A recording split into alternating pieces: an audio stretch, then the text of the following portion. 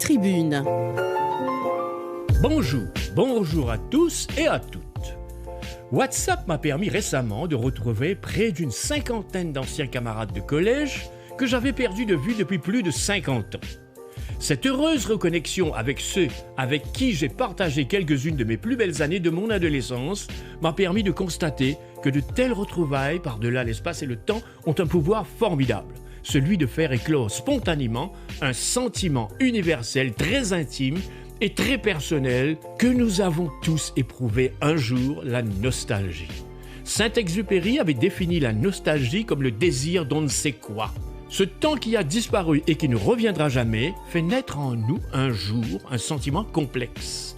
Un mélange de douceur et de douleur, une émotion douce-amère qui mêle tantôt l'agréable et tantôt le désagréable.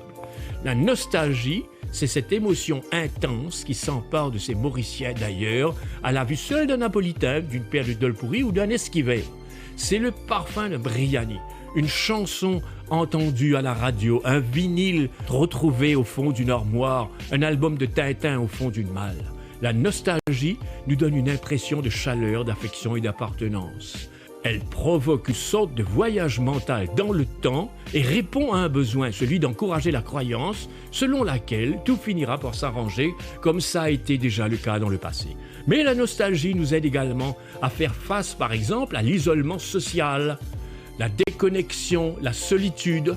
Mais si elle prend trop de place dans notre vie, elle peut aussi nous enfermer dans un passé idéalisé et empêcher d'avancer. Ceux qui ont par exemple la nostalgie d'une ère évolue revivent sans cesse des souvenirs en regrettant ce qui n'est plus. Tout cela conduit à la tristesse diffuse de la mélancolie et au regret qui éloigne du présent et rend difficile de profiter de ce qui nous entoure. Il est important d'écouter ces émotions, mais aussi de chercher à rétablir un équilibre pour ne pas nous perdre dans ce qui appartient au passé. Quand on accueille de manière positive la nostalgie, elle est une source d'inspiration. Chérissez vos souvenirs, ils font partie de vous et méritent d'être appréciés, mais restez ancrés dans le présent et regardez ces moments de nostalgie comme une douce lumière qui éclaire votre chemin. Je vous souhaite le bonjour, vous pouvez maintenant reprendre une activité normale.